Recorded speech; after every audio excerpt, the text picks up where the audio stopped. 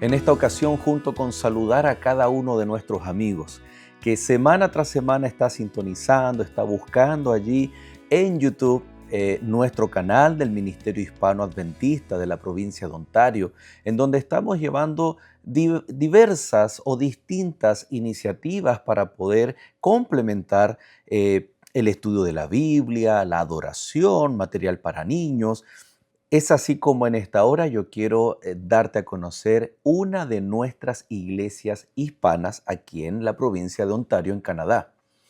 Es la iglesia que está situada en un sector llamado Durham. Por lo tanto, el nombre de la iglesia, y aquí está apareciendo para que tú puedas buscarla en YouTube, suscribirte, y allí yo te quiero recomendar. Déjame allí leer, ¿no? Ya está apareciendo en pantalla, pero es Iglesia Adventista Hispana de Durham, para que tú puedas allí accesar, entrar al canal de nuestra iglesia, y allí vas a encontrar un programa del todo muy Nos especial saludamos un llamado mes más The desde Lighthouse Lighthouse Studios, una puerta Escuela poderosa Sabática. a Israel Es un de Egipto ministerio de para escuela sabática de la Iglesia Adventista Hispana de Durham, aquí en Ontario, en donde tú podrás ver este hermoso programa que te invito, que después que revisemos juntos aquí en nuestro canal, vayas también a visitar la plataforma de la Iglesia Hispana de Durham, el programa The Lighthouse Escuela Sabática. Yo aquí lo tengo. Ahí está abierta la página, te invito para que tú también vayas, en esta parte te puedas suscribir, dar me gusta a estos lindos programas que estamos realizando como Ministerio Hispano aquí en Norteamérica.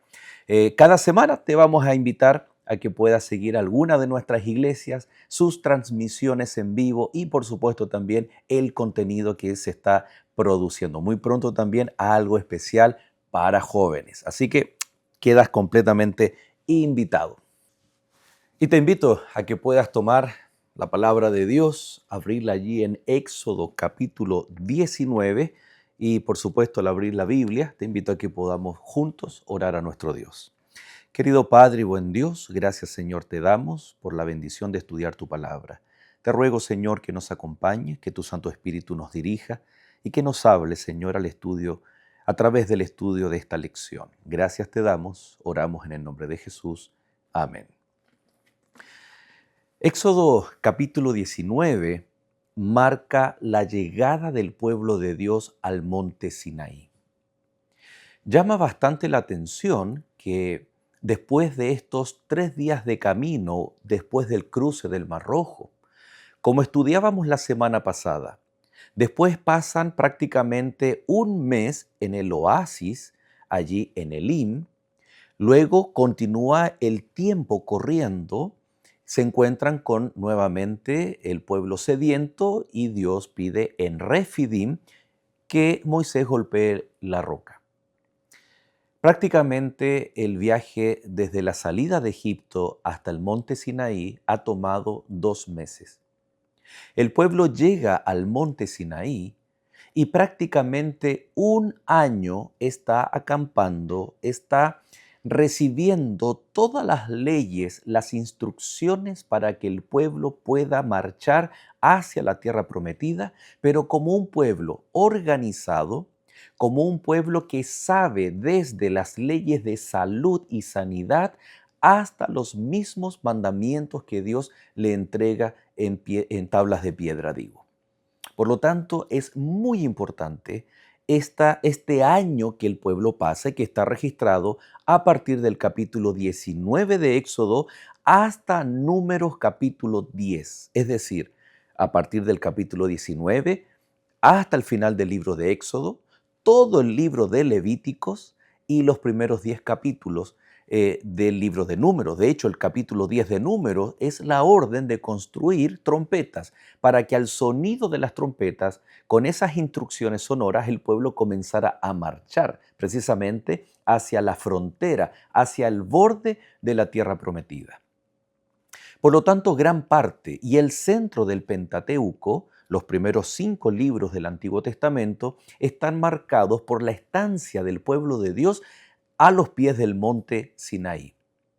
Por lo tanto, la lección nos está desafiando a descubrir cuán importante era este llamado. un llamado para ir al monte, un llamado para ir al desierto. La verdad que esa es la tendencia inmediatamente a pensar y a decir. Es más, ¿no fue eso acaso el argumento que Dios le dio a Moisés para que le hablara a Faraón? Deja ir a mi pueblo para que éste vaya y adore en el desierto. Precisamente el monte Sinaí estaba en el desierto. No obstante, la lección de esta semana, y aquí está el énfasis, queridos amigos, es Dios llama a su pueblo, Dios liberta a su pueblo, Dios guía a su pueblo para un encuentro con Él. Ahí está el énfasis, ahí está el peso de la lección. ¿Por qué? Porque vamos a hablar de la ley y la ley tiene que ver con Él. Vamos a hablar de pacto, pero el pacto tiene que ver con Dios. Vamos a hablar, por ejemplo, o lo que ya mencionamos, que la importancia no solo en el tiempo, sino también en la misma escritura, en la Torá, de esta estancia que el pueblo está allí, pero es para estar con Dios. Por lo tanto, aquí vemos que el énfasis es que Dios los llama para estar con Él, porque Dios quiere tener un relacionamiento con su pueblo. Ya habían visto la manifestación de su poder, ya habían visto que Dios era más poderoso que aquellos, entre comillas, dioses con minúsculas, poderosos entre comillas, digo, ¿no? Ellos habían visto cómo el mar rojo se abría. Habían visto cómo el ejército quedaba bajo las aguas del mismo mar rojo. Habían visto los milagros que estudiamos la semana pasada, pero aún faltaba algo muy importante, el relacionamiento con aquel Dios todopoderoso, el relacionamiento con aquel libertador que los había sacado. Tal vez por esto podemos de alguna forma entender por qué razón el pueblo, a pesar de todas las manifestaciones poderosas de Dios, murmuraba contra Moisés, deseaba volver a Egipto, porque tal vez le faltaba una cosa muy importante, el relacionamiento con Dios. Por lo tanto, los primeros versos del capítulo 19 del libro de Éxodo dice, en el mes tercero de la salida de los hijos de Israel de la tierra de Egipto, en el mismo día llegaron al desierto de Sinaí. Habían salido de Refidim y llegaron al desierto de Sinaí y acamparon en el desierto y acampó allí Israel delante del monte. Y Moisés subió a Dios, y Jehová lo llamó desde el monte, diciendo, así dirás a la casa de Jacob, anunciarás a los hijos de Israel. Vosotros visteis lo que hice a los egipcios, y cómo os tomé sobre alas de águilas, y os he traído a mí. Ahora pues, si diereis oído a mi voz, y guardareis mi pacto, vosotros seréis mi especial tesoro sobre todos los pueblos, porque mía es toda la tierra. Es interesante que los primeros tres versos nos están contextualizando de llegando frente al monte, el pueblo acampa, el pueblo llega a ese lugar del todo especial. Lo primero que hace Moisés es subir al monte y recibe una instrucción. Di al pueblo lo siguiente. Y ahí comienza el verso 4. Recuerda, mira cómo te tomé, cómo te traje hacia mí. Y ahí vemos el elemento de relacionamiento. No es el monte, no es la travesía, no es la distancia que queda. Lo importante en este contexto es que Dios busca, desciende y quiere estar con su pueblo. Por supuesto que es inevitable pensar y recordar aquel episodio en Génesis cuando Adán y Eva se ocultan de Dios, el cual desciende y comienza con la famosa pregunta, con la famosa y gran pregunta, Adán, ¿dónde estás? Por supuesto que Dios sabía dónde estaba Adán, pero con la pregunta estaba haciendo el acto de buscarlo, de acercarlo y de atraerlo a pesar de las consecuencias que el pecado estaba provocando, esta separación entre Dios y el hombre por culpa del pecado. De la misma forma, aquí entonces Dios tiene un encuentro con Moisés y les dice, dile al pueblo que yo estoy aquí, que yo los he atraído, y la forma literaria es en alas de águilas, es decir, con protección, con velocidad, con magnificencia, como lo es un águila cuando vuela. Por lo tanto, Dios aquí está diciendo que su acto de el Edén, de atraer a la humanidad hacia Él, por supuesto que también se ve replicado cuando Él liberta al pueblo, pero para que éste viva en un relacionamiento con Él. Por lo tanto, la redención se trata de eso, ¿no? Dios nos liberta del pecado, pero no simplemente para que nosotros vivamos desconectados, aislados, en una autosuficiencia en relación con Dios. Dios nos liberta a través de la sangre que Él derramó en la cruz del Calvario. Nos brinda la salvación, pero para que nosotros podamos vivir en un relacionamiento vivo, que vamos a entender que es un pacto de acuerdo a lo que Él expresa al pueblo a los pies del monte. Por lo tanto, es en este lugar en donde Dios les enseña quién es Él, su amor, su justicia, su misericordia, pero también manifiesta su deseo de que el pueblo lo acepte como Señor y ellos acepten su papel como pueblo de Dios. Y este pacto menciona que Dios será su Dios, pero que el pueblo será un especial tesoro, un pueblo adquirido por Dios, real sacerdocio y una nación santa. Estos tres elementos sin duda que son muy importantes en la relación de pacto que Dios quería tener con su pueblo y que en el nuevo pacto también nos involucra a cada uno de nosotros. El versículo 5 termina con la frase diciendo, porque mía es toda la tierra. Cuando el Señor menciona esta cláusula, que es el dueño, el propietario de todo el mundo, de toda la tierra y por ende, de todas las riquezas que puedan haber, Él sitúa a su pueblo como su especial tesoro.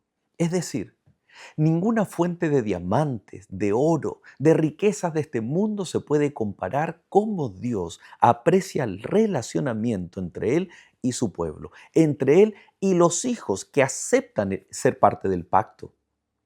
El especial tesoro nos ubica como lo más maravilloso y preciado que Dios tiene en esta tierra.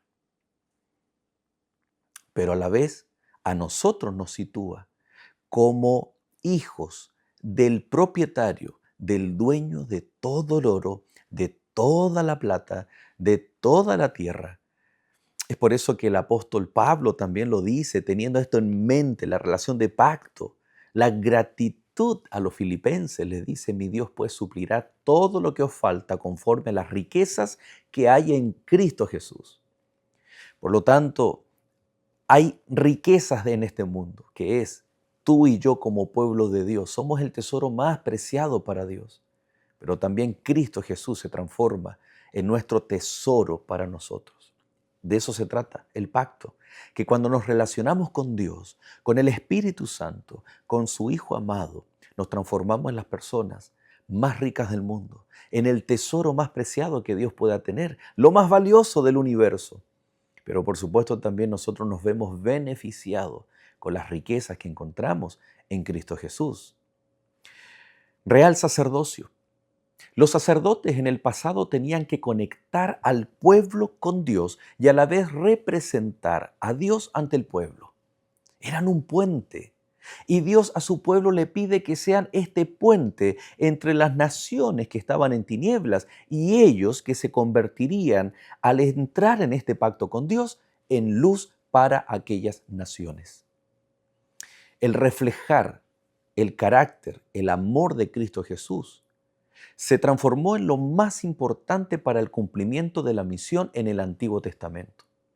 En el Nuevo Testamento encontramos ordenanzas, como lo es Mateo capítulo 28, verso 29 en adelante. O tal vez como lo dice Apocalipsis capítulo 14, versículo 6. Id y predicad el Evangelio. Id y haced discípulos.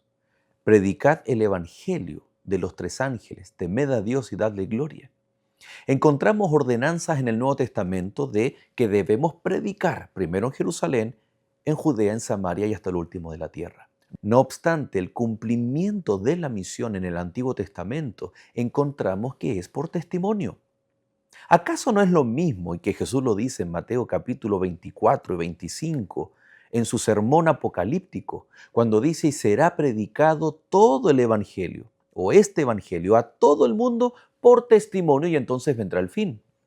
¿De qué se trata el testimonio? Es dar a conocer a Cristo Jesús con nuestra boca cerrada.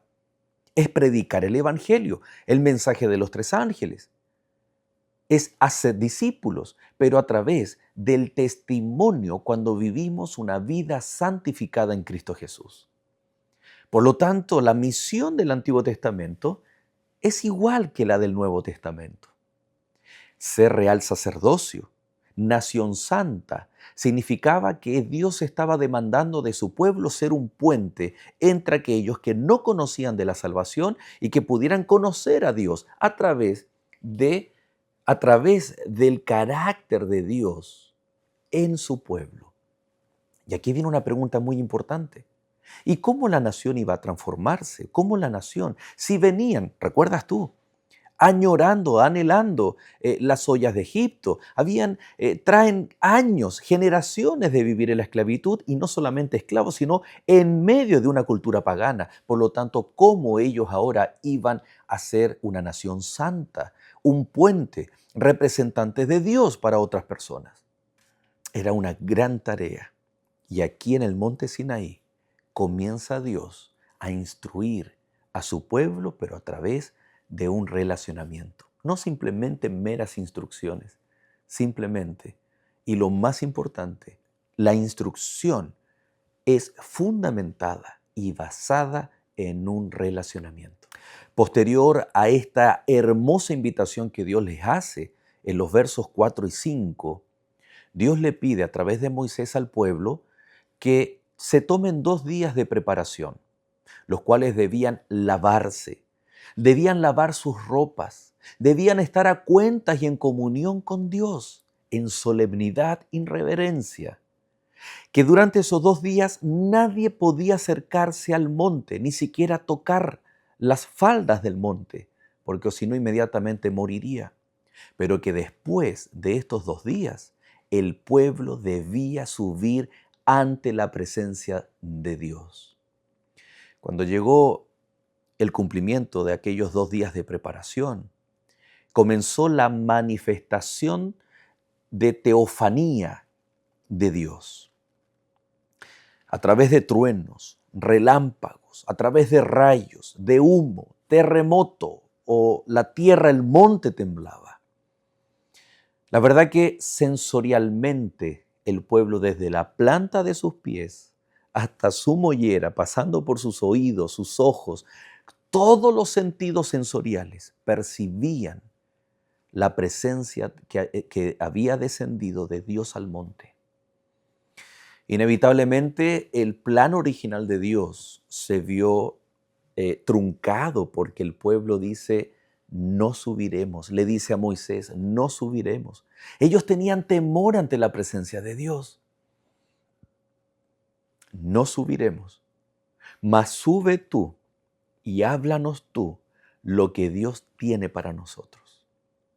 40 años después, Moisés recordó esta triste situación y comentó en Deuteronomio capítulo 5, verso 5.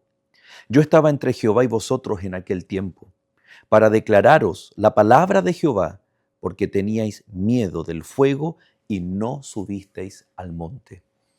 Aquí se deja ver el plan original de Dios, que Él quería no solamente estar con Moisés, sino con todo su pueblo. ¿Por qué?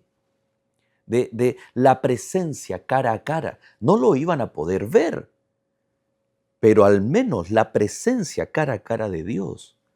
Porque lo que Dios quería era impactar. Imagina, habían quedado impactados con las 10 plagas, ver las murallas de agua del Mar Rojo, los milagros, el pan del cielo. Pero no había nada más impactante para fomentar de aquí en adelante el relacionamiento con Dios que estar ante la misma presencia de Dios. Pero el mismo temor que hizo que Adán se escondiera junto a Eva detrás de los arbustos. Fue el mismo temor que hizo que el pueblo prefiriera no subir ante la presencia de Dios, perdiendo el privilegio, perdiendo esa base fundamental del relacionamiento con Dios, de que Dios, que es trascendental, que es todopoderoso, es capaz de venir a nuestra vida, a nuestro hogar, a nuestros templos, porque Dios desea relacionarse con su pueblo, con sus hijos, como tú y yo hoy en día. Y es en este contexto que el pueblo de Dios recibe la ley de Dios, los 10 mandamientos o las 10 palabras, o también se puede traducir como las 10 promesas. Cuán importante es tener esto en mente y que la lección también menciona que muchas veces la palabra mandamiento, ordenanza, incluso puede llegar a tener un significado como los 10 elementos prohibitivos de Dios. ¿Por qué? Porque al menos en nuestra traducción tiene el aspecto negativo. No cometerás adulterio, no hurtarás, no hablarás falso testimonio, no tendrás otros dioses ajenos delante de mí. Y la verdad que lo que Dios quiere fomentar es un relacionamiento. Y alguien podría pensar, pero si son solo prohibiciones impuestas por parte de Dios, ¿de qué forma los 10 mandamientos vienen a contribuir a este relacionamiento? Y cuán maravilloso es el mensaje que la lección nos desafía a estudiar, a comentar, a repasar, porque más que mandamientos, la palabra en el original tiene que ver con promesas de Dios. Tiene que ver con la revelación manifiesta, explícita de su carácter.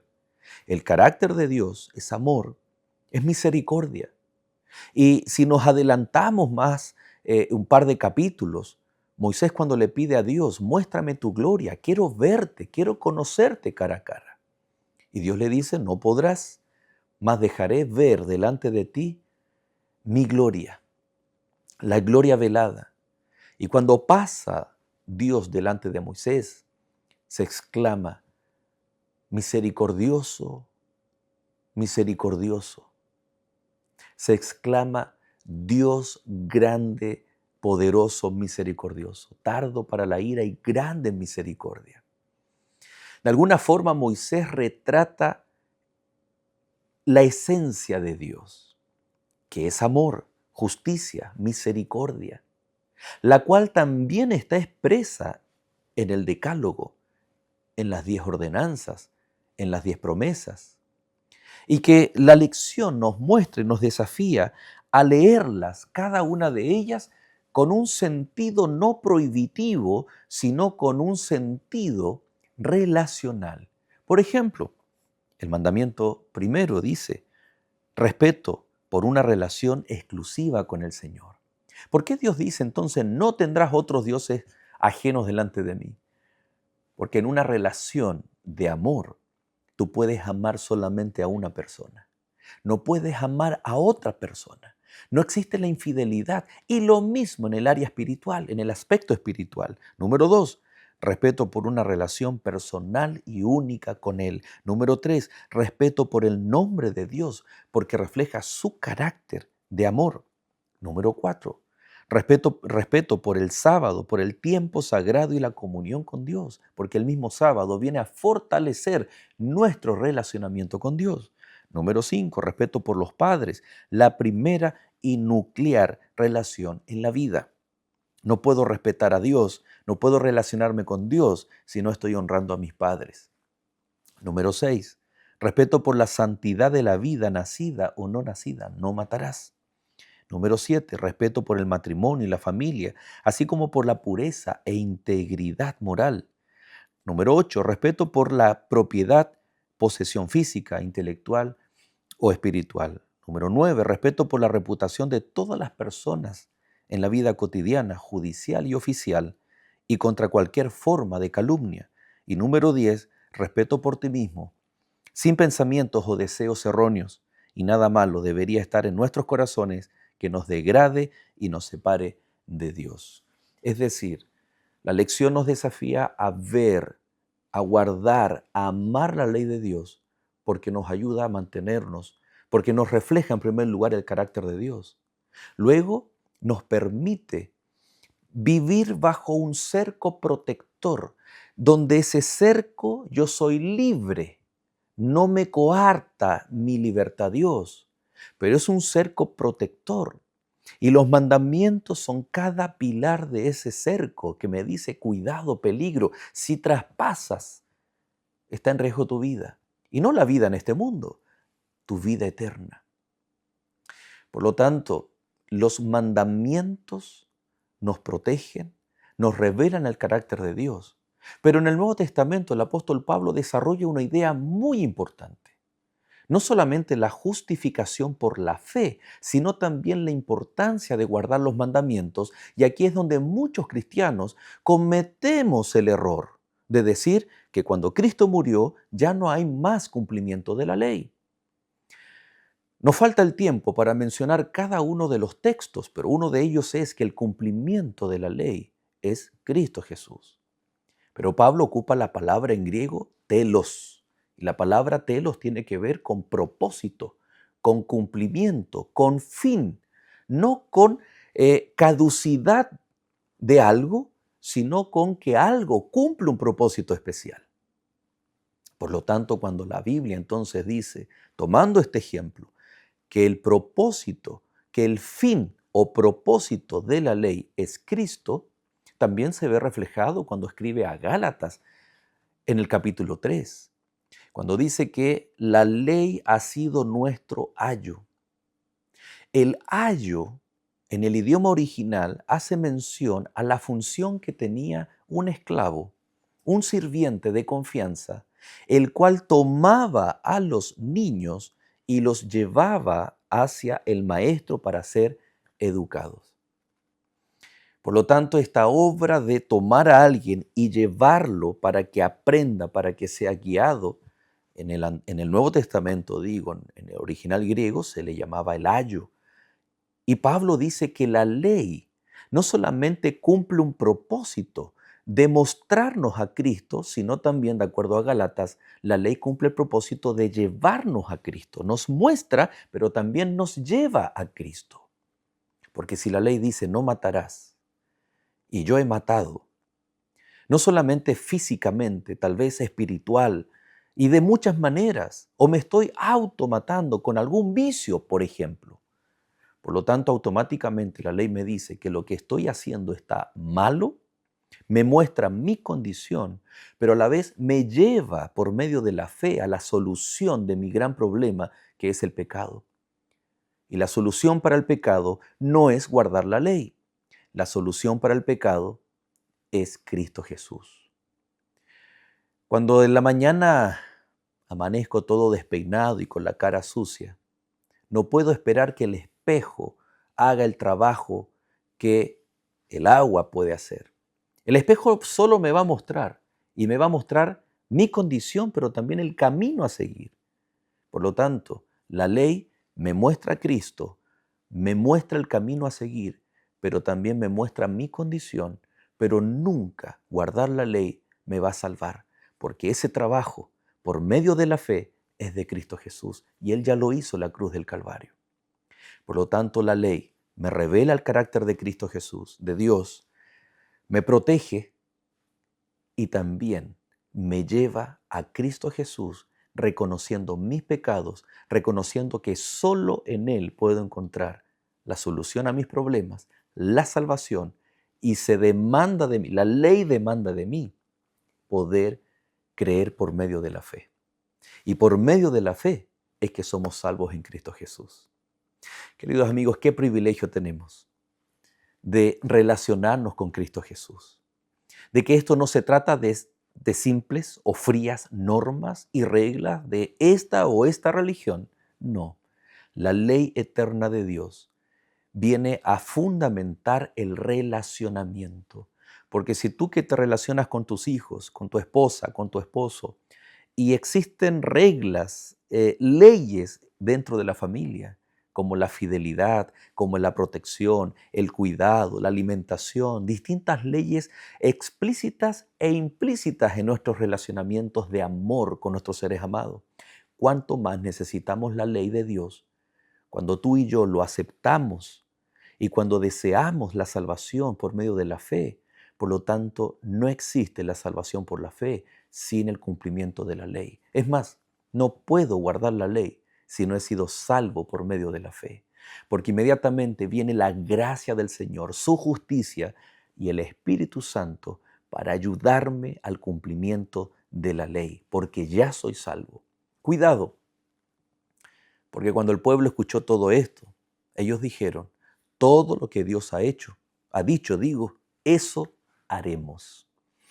Un tanto autosuficiente esta declaración.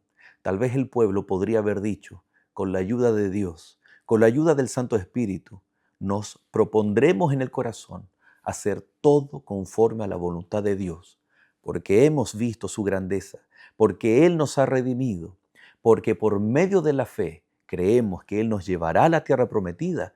Por eso, con la ayuda de Dios, guardaremos todos sus mandamientos. Pero el pueblo no lo dijo así. Pero hoy, tú y yo tenemos la oportunidad de pedir, de depender del Espíritu Santo, de confiar en el Señor, porque por medio de la fe somos salvos en Cristo Jesús y por gracia y con la ayuda del Espíritu Santo podemos guardar los mandamientos de Dios para vivir una vida de testimonio, de santidad, no eximida de pecado, pero sí de personas que moralmente viven de acuerdo a la voluntad de Dios.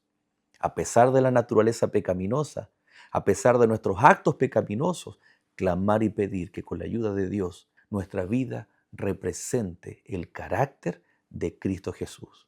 Porque si guardo la ley, que es el reflejo del carácter de Dios, estoy reflejando a Cristo Jesús. Por esa razón, la descripción del pueblo de Dios en el tiempo final, en Apocalipsis capítulo 12, verso 17, es los que guardan los mandamientos de Dios y tienen el testimonio de Jesús.